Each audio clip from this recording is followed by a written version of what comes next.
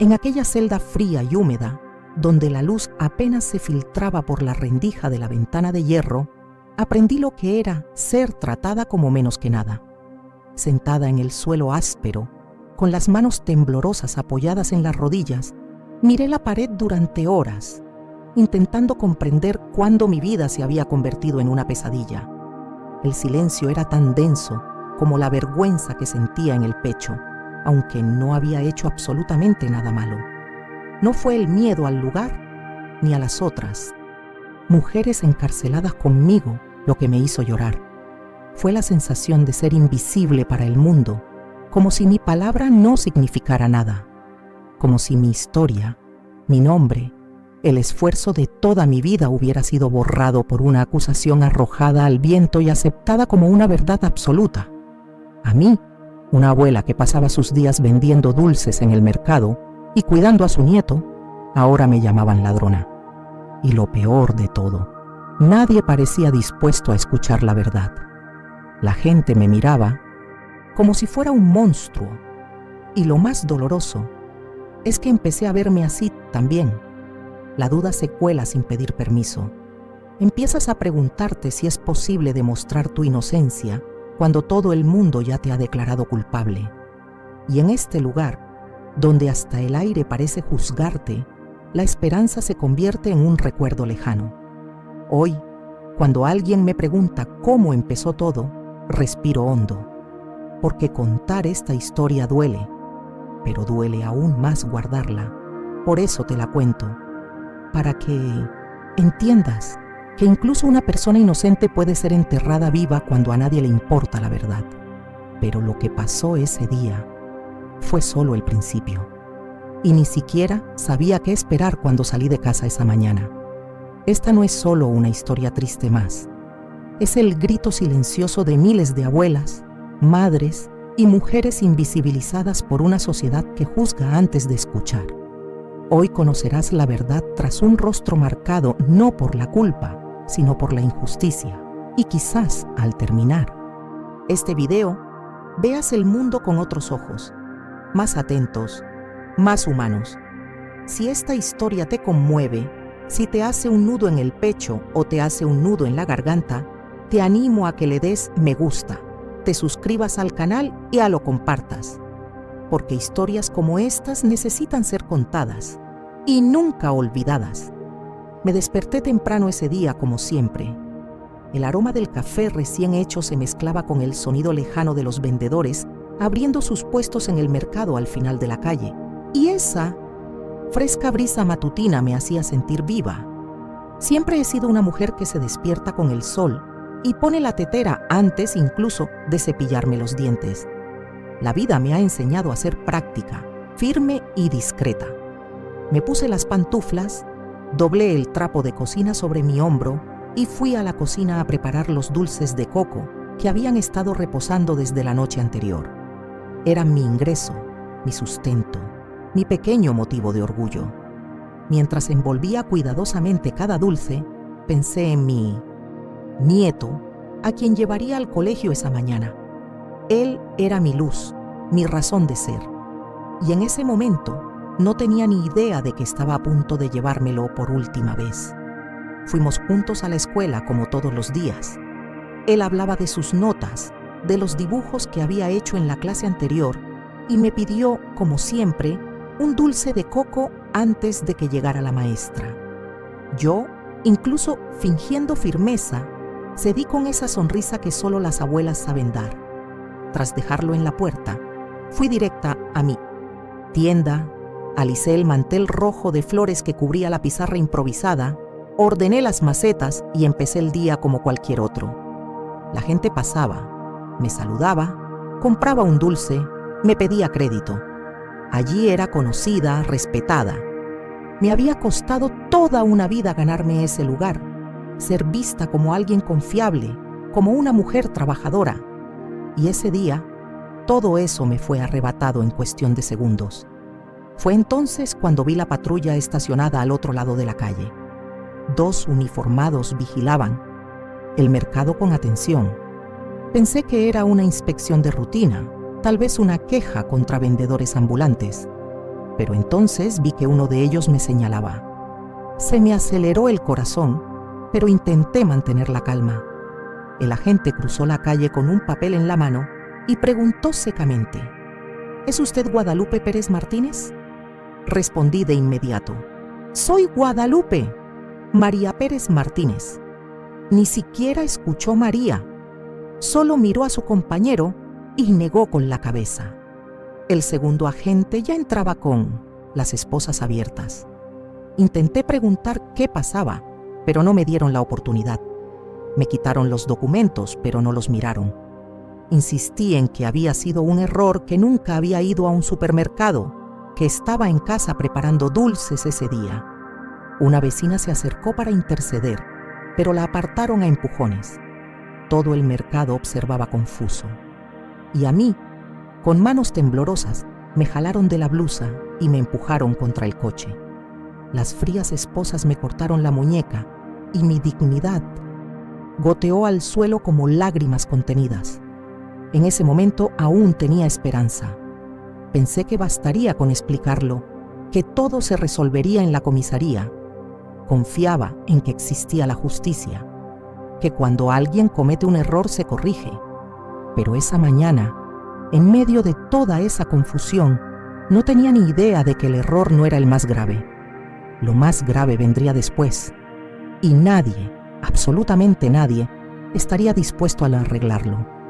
Pero lo que sucedió después no fue solo un error. Fue una condena silenciosa, donde nadie quiso oír, nadie quiso ver, y donde la verdad quedó enterrada viva. Prepárense, porque lo que viene a continuación los dejará sin palabras. Dentro del coche patrulla, mientras la ciudad se difuminaba tras la ventana, intentaba controlar la respiración. El cinturón de seguridad me apretaba el hombro, pero el peor dolor venía de dentro. El corazón me latía con fuerza, intentando comprender cómo un simple malentendido se había convertido en una escena tan absurda. Repetí mi nombre completo decenas de veces. Les enseñé la identificación de mi bolso, les rogué que verificaran mi fecha de nacimiento, mi número de identificación, cualquier cosa que demostrara que no era a quien buscaban, pero los agentes no me hicieron caso. Uno de ellos, irritado, dijo que intentaba complicar el proceso, que era típico de alguien que es declarado culpable ante un tribunal. El otro simplemente dijo: si fue un error, te liberarían rápidamente. Llegamos a la comisaría y nos instalaron en una habitación estrecha, con una silla suelta y una mesa metálica. Un agente se acercó con un portapapeles y me pidió que confirmara mi nombre. Lo dije con calma, letra por letra: Guadalupe María Pérez. Martínez simplemente resaltó algo y salió de la habitación. Sola allí, sentí que el tiempo se me escapaba. Con cada minuto que pasaba, se hacía más evidente que nadie estaba interesado en escucharme. Cuando volví a llamar al guardia de la puerta, respondió con impaciencia: ya te dije que esto se resolverá más tarde. Ahora espera. Más tarde, en esa situación, podría haber significado horas o días. En el pasillo, oí a un hombre gritar que él también era inocente. Una mujer lloraba al otro lado de la pared, diciendo que necesitaba amamantar a su hijo. Esa atmósfera de desesperación me golpeó como una avalancha. Yo, que siempre había sido una mujer fuerte, me encontré deseando desaparecer, desvanecerme. Y lo peor fue darme cuenta de que, incluso con todos los documentos que acreditaban mi identidad, nadie se molestó en revisarlos. Me hizo sentir como un objeto abandonado en un rincón de un almacén, sin identidad, sin voz, sin valor. Más tarde, me llevaron a una habitación donde otra agente me entregó una hoja impresa con una foto en blanco y negro. Me miró y preguntó: ¿eres tú? La imagen estaba borrosa, tomada por una cámara de seguridad. Mostraba a una mujer entrando en un supermercado, con gorra y mascarilla. Respondí con firmeza que nunca había estado allí. Pero ella simplemente suspiró y anotó algo en el papel. Dijo que mucha gente lo niega incluso cuando la pillan con las manos en la masa. Intenté explicarle de nuevo que la mujer acusada tenía un nombre parecido al mío, pero que yo no era ella. Una de ellas incluso se burló. Sí, un nombre común lleva a eso. Como si la similitud justificara destruir la vida de alguien. Cuando pedí llamar a mi hija, me dijeron que solo sería posible después de la audiencia preliminar y que ni siquiera sabían cuándo sería. Mi mundo empezó a cerrarse como un túnel oscuro, donde no entraba ninguna luz. Yo, que siempre había vivido con lo mínimo indispensable pero con la cabeza bien alta, ahora me veía reducida a un número, un papel, un lío burocrático que nadie quería corregir, porque admitir el error sería más difícil que dejar que una mujer inocente se pudriera entre rejas. Mientras me llevaban de vuelta a la celda improvisada en ese distrito olvidado, uno de los oficiales comentó riéndose al otro: al menos este no armó un escándalo. Algunos incluso muerden.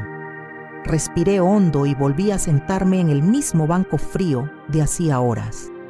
Era como si la justicia hubiera decidido ignorar cualquier esfuerzo que hiciera por demostrar que era yo, y que el verdadero culpable seguía suelto, libre. Pero el mayor dolor estaba por llegar, porque si ser confundido con alguien ya era suficientemente humillante, imagina ser esposado, expuesto y arrestado frente a conocidos sin derecho a defenderte. Y eso fue exactamente lo que me pasó. En el peor lugar, en el peor momento, ante los peores ojos. ¿Te imaginas lo que es ser borrado por tu propia identidad? Cuando incluso tu nombre se convierte en una sentencia y nadie quiere escuchar la verdad. Lo que sigue revela la parte más cruel de todas, el momento en que la vergüenza pública se convierte en una herida que nunca sana. No puedo decir con certeza cuántos minutos pasaron entre el momento en 1917 que la policía se me acercó y el momento en que me pusieron las esposas. Lo que sí sé es que ese intervalo fue suficiente para destruir una reputación construida durante más de 6 décadas. La gente no necesita pruebas ante una escena impactante. Solo necesita una razón para juzgar. Y ese día, yo fui esa razón. Las miradas en los rostros de quienes me conocían desde hacía años cambiaron.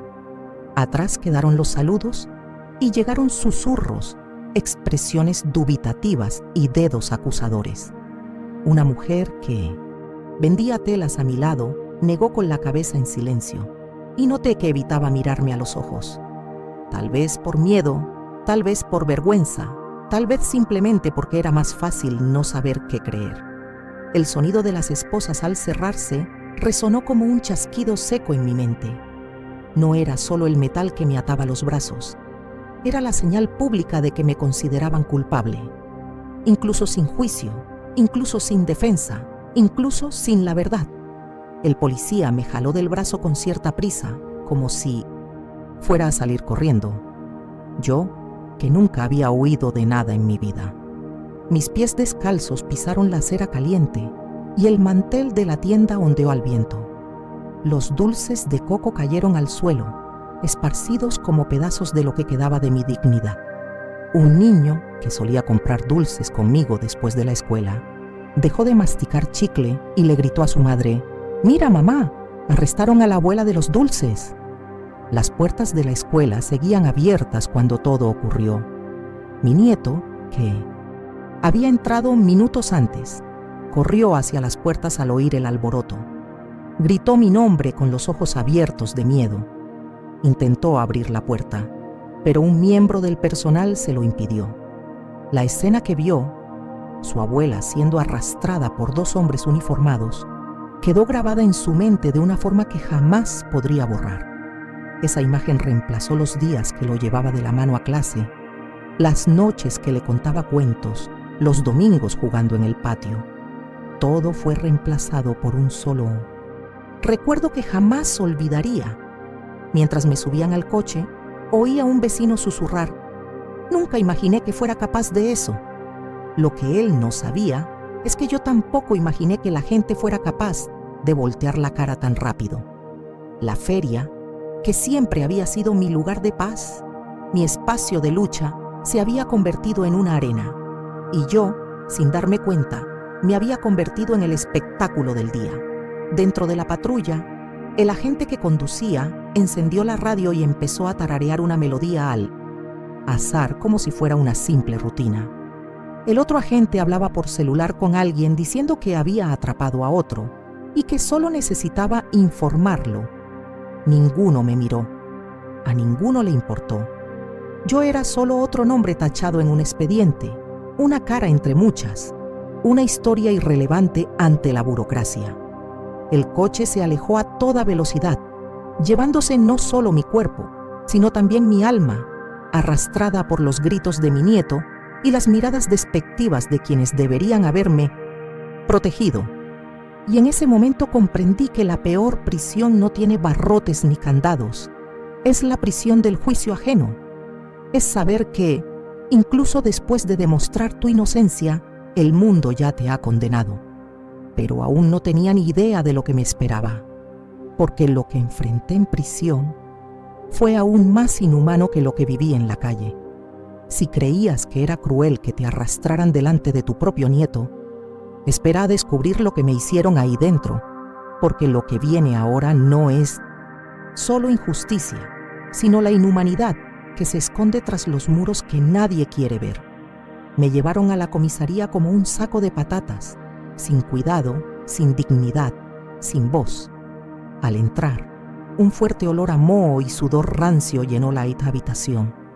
Las paredes descascarilladas, las tenues bombillas y el calor sofocante lo hacían todo aún más sofocante. Me senté en una silla de plástico torcida en una habitación sin ventilación, frente a una dependienta que parecía más preocupada por terminar su café que por escucharme. Tomó mis documentos, los revisó y luego empezó a escribir algo en el ordenador sin hacerme preguntas.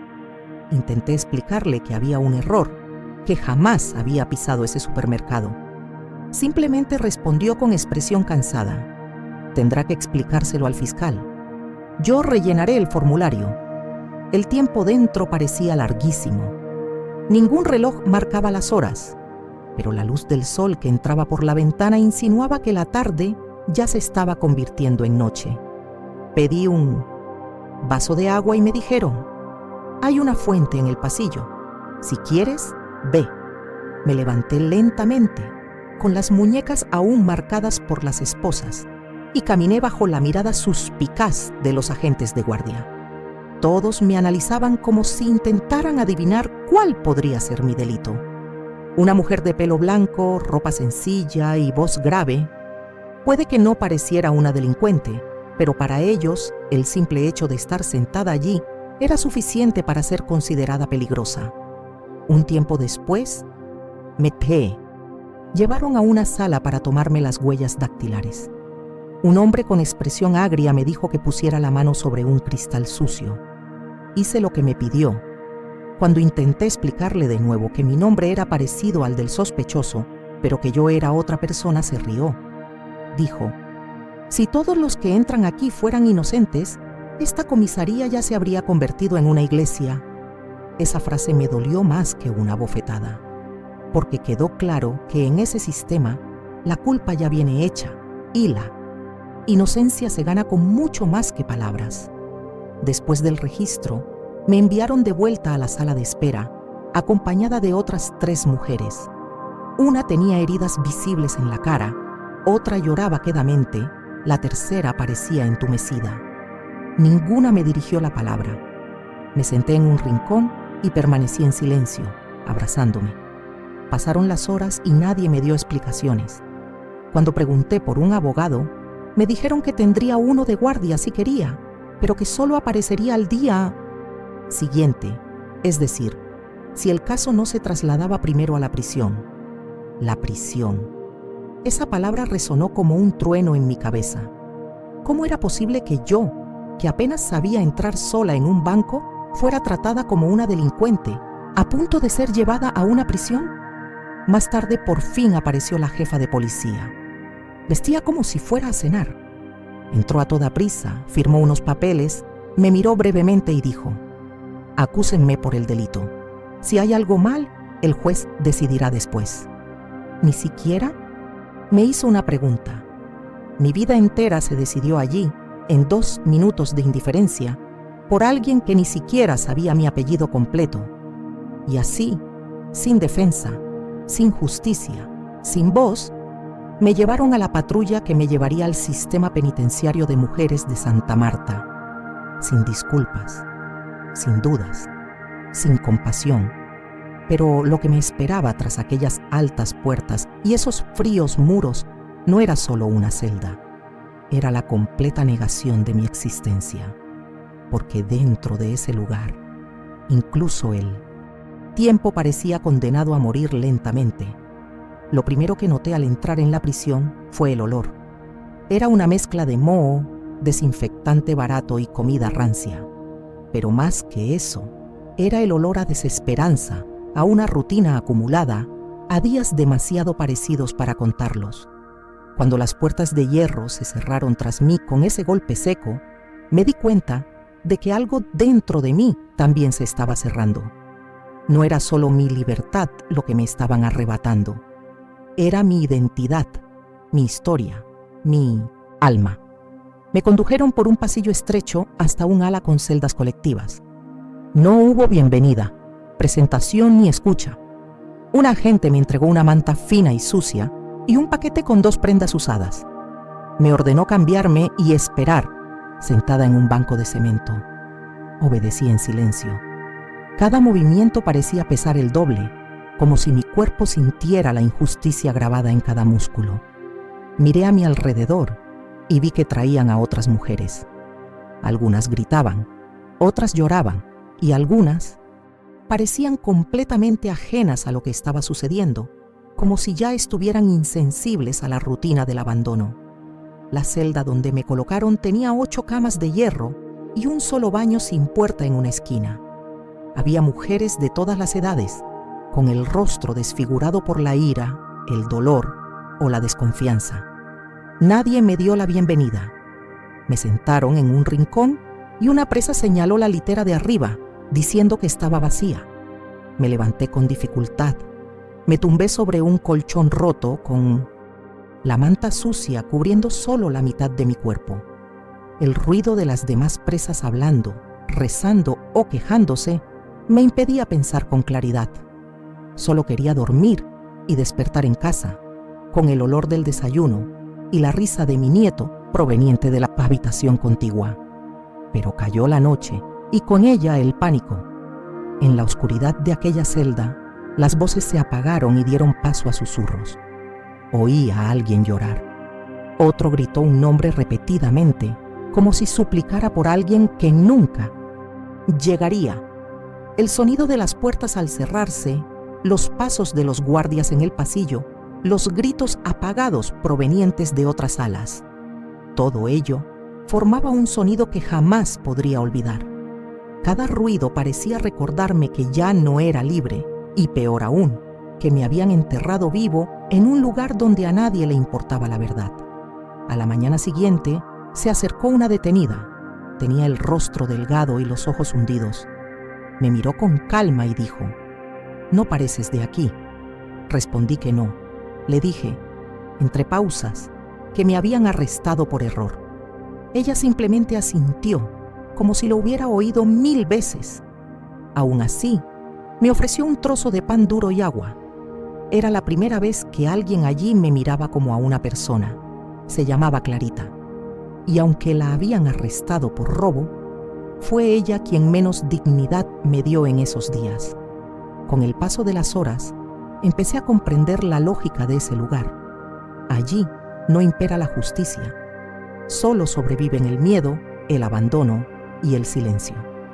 Quienes hablan demasiado reciben palizas. Quienes lloran demasiado son una molestia.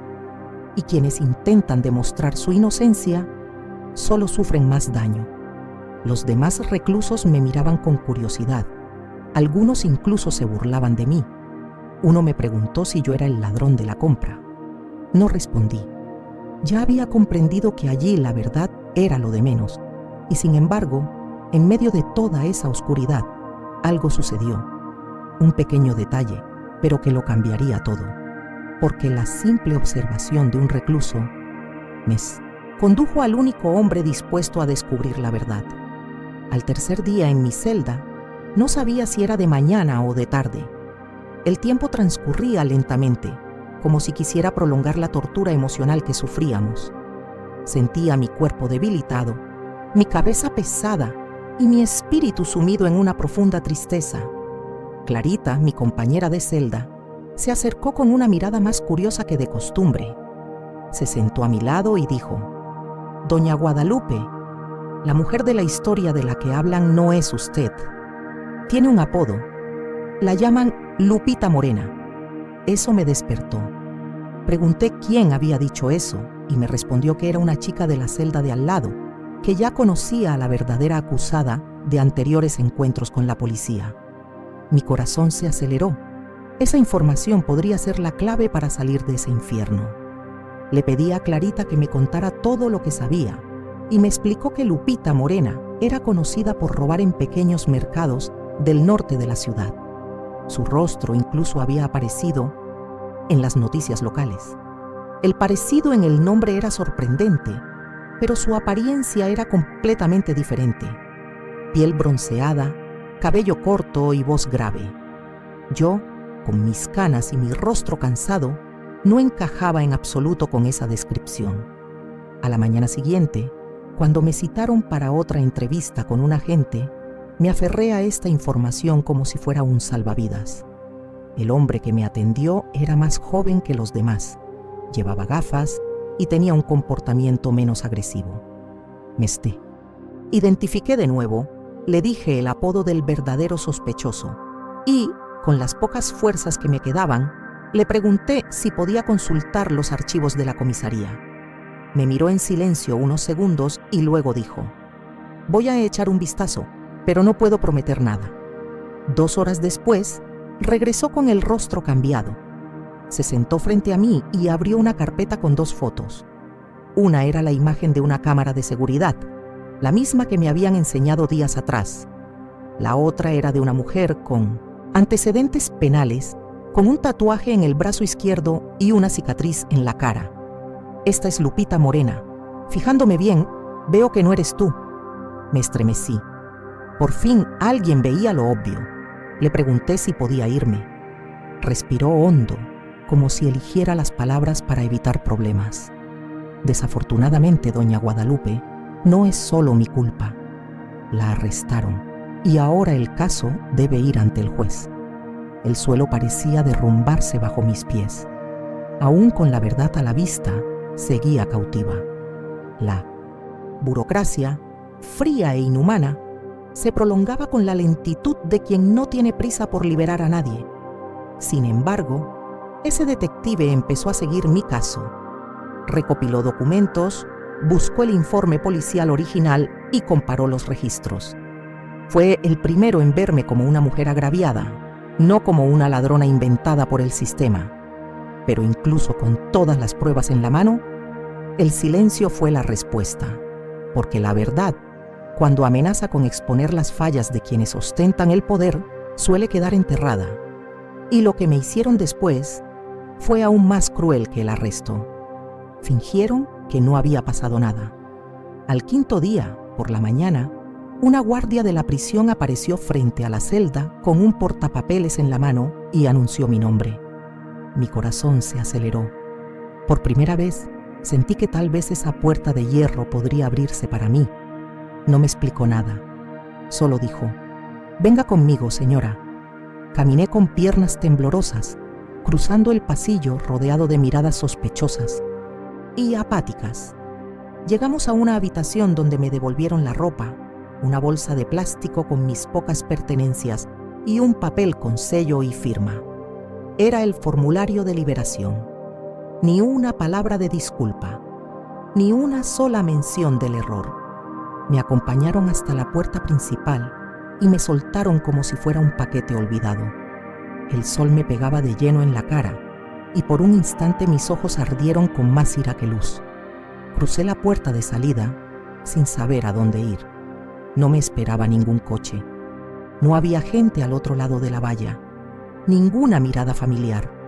Solo el mundo seguía su curso mientras yo permanecía olvidado entre el hormigón, el hierro y la falta de respeto. Caminé casi 2 horas hasta encontrar una estación de metro. No tenía dinero, ni teléfono, ni fuerzas para pedir ayuda. Me senté un rato en el banco de la terminal, viendo pasar a la gente apresurada, cargando bolsas, mochilas, planes. Nadie podía imaginar que acababa de salir de una pesadilla donde me habían enterrado vivo y ahora tenía que reaprender a existir. Subí a un tren lleno de gente, agarrándome con fuerza a la barra de metal e intenté no llorar. Llegué a casa a última hora de la tarde. La puerta estaba cerrada. Llamé repetidamente hasta que un vecino apareció por la ventana y se sobresaltó al verme. Abrió con vacilación. Entrar en esa casa me pareció más difícil que entrar en la cárcel. El silencio me envolvió. Ya no tenía nieto, ya no tenía mercado, ya no tenía rutina, solo quedaba yo. Y una pregunta que resonaba por las habitaciones vacías: ¿cómo se vuelve a la vida cuando te han arrancado de ella sin motivo? Pero aún había algo que necesitaba entender, porque, aunque era libre, seguía condenado. Y lo que descubrí al intentar limpiar mi nombre fue aún más humillante que la propia prisión. En los días posteriores a mi liberación, me di cuenta de que ser libre no significaba estar limpio. Mi nombre, el que mi madre anotó en su primer cuaderno escolar, ahora estaba asociado con Semrit, de un ladrón. Fui a la comisaría a pedir una corrección. Llevé todos mis documentos, el formulario de liberación, las pruebas que el propio detective había recopilado, las comparaciones de fotos, las declaraciones, pero me recibieron con frialdad. Un empleado me dijo que el sistema no funciona con tachaduras, solo con actualizaciones, y que si quería limpiar mi historial, tendría que contratar a un abogado y presentar una demanda. Eso me cayó encima como una sentencia silenciosa. Tendría que luchar para demostrar que su error no fue culpa mía. Regresé a casa con los papeles en las manos y un nudo en la garganta. El barrio ya no era el mismo. Algunos todavía me saludaban por cortesía, pero el brillo en sus ojos se había apagado. Otros simplemente cruzaban la calle para evitar mi paso. La carnicera ya no me preguntaba cómo estaba su nieto. La panadería dejó de guardar los dulces de coco que vendía en consignación. El mundo a mi alrededor se había vuelto más frío, más duro, más vacío. Fui a la escuela a preguntar por mi nieto y me enteré de que su padre se lo había llevado poco después de mi arresto. El director me miró con lástima y dijo que al principio había preguntado por mí, pero luego dejó de mencionar mi nombre. Intenté llamar a mi hija, pero no contestó. Envié mensajes, cartas, pedí ayuda a conocidos, sin respuesta.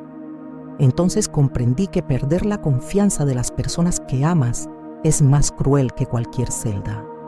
Empecé a sufrir de insomnio. Los recuerdos de la prisión volvían como sombras en la madrugada. El tacto de las esposas, el sonido de las rejas, la mirada de mi nieto en la cerca de la escuela.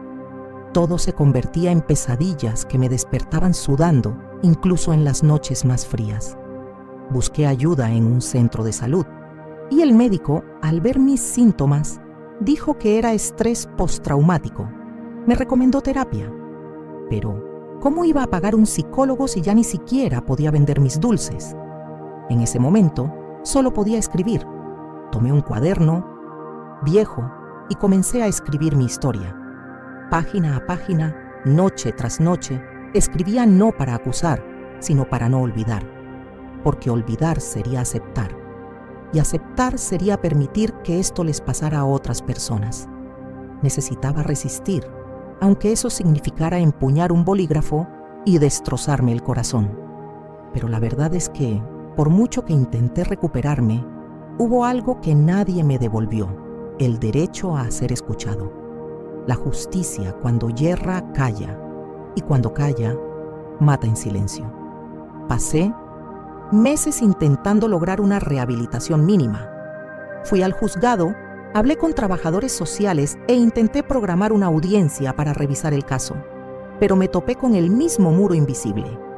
Nadie quería admitir su fracaso, porque reconocer el fracaso de un sistema significaría admitir que podría fallarle a cualquiera, incluida la persona que escucha esta historia ahora.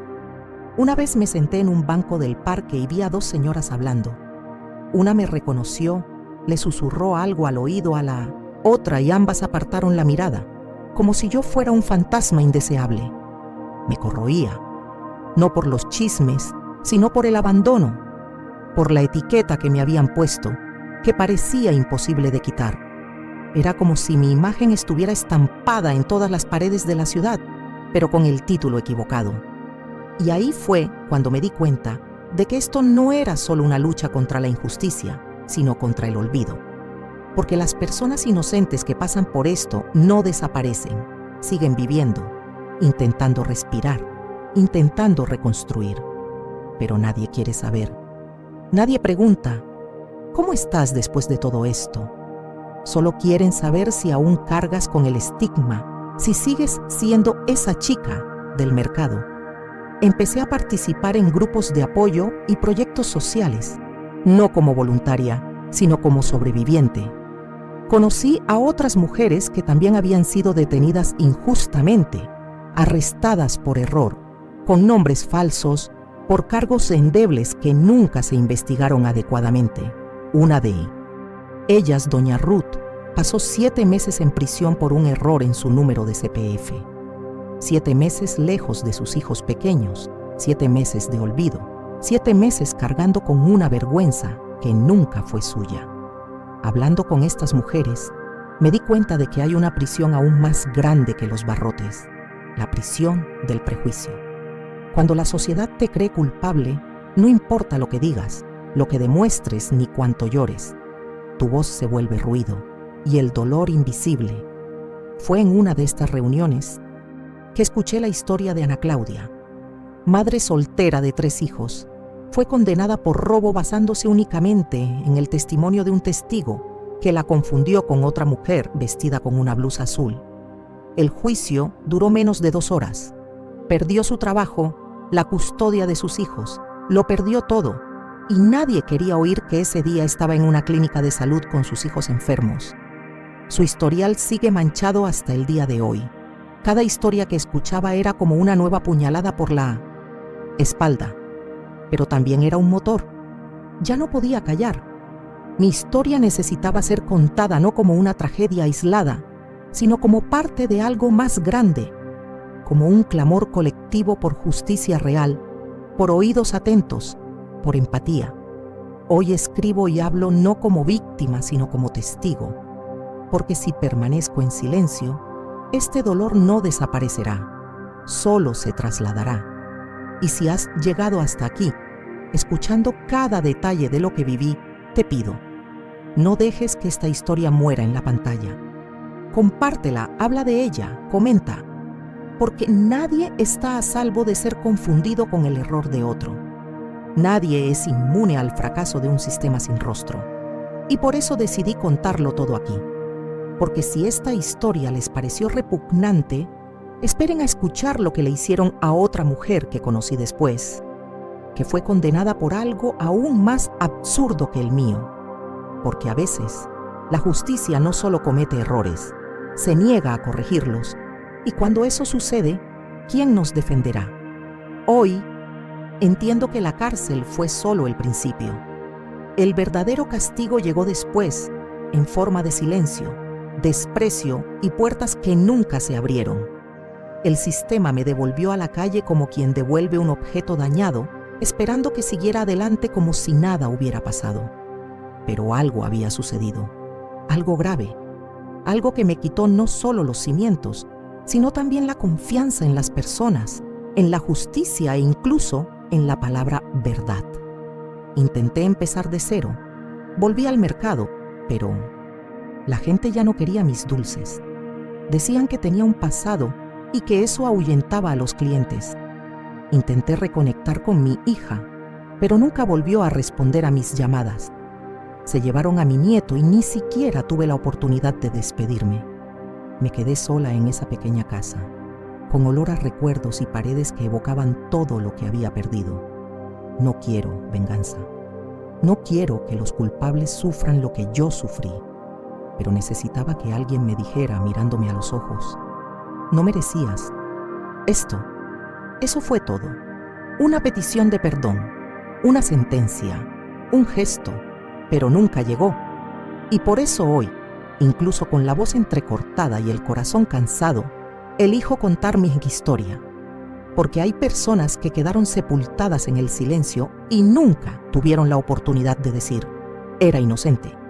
Si esta historia te conmovió, si crees que ninguna mujer debería ser olvidada de esta manera, si conoces a alguien que haya sufrido injusticia, te invito a suscribirte a este canal. Aquí damos voz a quienes han sido silenciados, espacio a quienes han sido ignorados y dignidad a historias que nunca han sido escuchadas como merecen. Al suscribirte, ayudas a que estas voces resuenen. No solo sigues, eres parte del cambio. Y si esta historia te conmovió, espera a conocer el caso de Doña Rosa. La arrestaron por una carta anónima que nunca escribió, y lo que sucedió después te dejará sin palabras. Haz clic en el siguiente video y acompáñame a escuchar lo que nadie más tuvo el valor de contar.